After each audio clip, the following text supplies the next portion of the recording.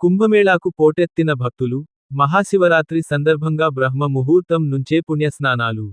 ప్రయాగ్రాజ్, 144 ఏళ్లకు ఓసారి జరిగే మహాకుంభమేళా ముగింపునకు చేరుకుంది.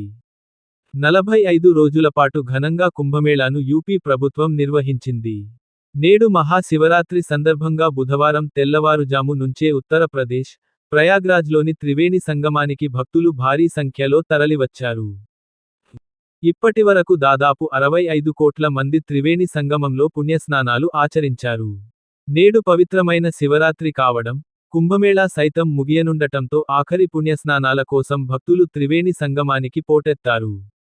అర్ధరాత్రి నుండి భక్తులు త్రివేణి సంగమంలో చివరి పుణ్యస్నానం ఆచరించేందుకు సిద్ధంగా ఉన్నారు. బ్రహ్మ ముహూర్తం సమయం నుంచి ప్రయాగ్రాజ్ త్రివేణి సంగమంలో భక్తుల పుణ్య స్నానాలు మొదలయ్యాయి.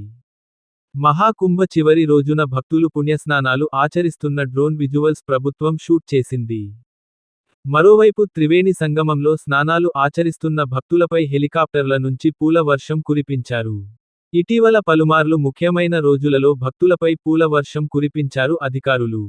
తాజాగా మహాశివరాత్రి, అందులోనూ కుంభమేళా ముగింపు కావడంతో భారీ సంఖ్యలో తరలివచ్చి త్రివేణి సంగమంలో పవిత్ర స్నానాలు ఆచరిస్తున్న వారిపై పూలు చల్లారు.